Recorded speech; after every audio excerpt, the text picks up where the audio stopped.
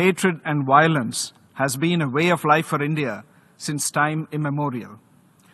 It is this very spirit that made India adopt the Declaration on the Elimination of All Forms of Intolerance and of Discrimination based on Religion or Belief in November 1981. The elaboration of Article 2 on intolerance and Article 6 on what constitutes the right to freedom of conscience, religion or belief, in our view, is one of the most expansive and constructive attempts to address the rising tide of religiophobia and religious divides in the world. Mr. President, we stand united with the UN membership in condemning incidents of religious intolerance against Muslims. However, it's also imperative to recognize that religious discrimination is a broader challenge that affects followers of all faiths. We strongly believe that the path to meaningful progress lies in acknowledging that religiophobia in its various forms threatens the fabric of our diverse global society.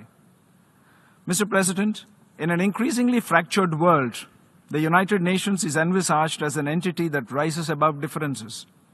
The UN derives its credibility from its perseverance to promote peace and security, growth and development. The work done by the United Nations and its entities in supporting maintenance of international peace and security, promoting social development, advancing women's empowerment, and fostering capacity building is immense. In keeping with this core agenda, any deliberation on issues of faith must seek to unite, not divide. Mr. President, we have recently witnessed a disturbing rise in violence targeting places of worship and religious communities.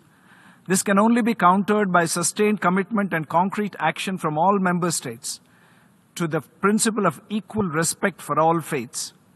All countries must commit to equal treatment of all their citizens and not practice policies that promote religious discrimination.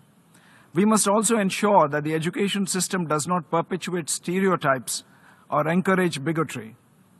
As we observe this day, let us remember that the fight against Islamophobia is inseparable from the broader struggle against religious discrimination in all its forms, as was correctly envisaged in the 1981 Declaration. Let us work towards a future where every individual, regardless of their faith, can live with dignity, security, and respect. Mr. President, as is their habit, the former Foreign Secretary of Pakistan today has made an unjustified reference to the Indian Union territory of Jammu and Kashmir.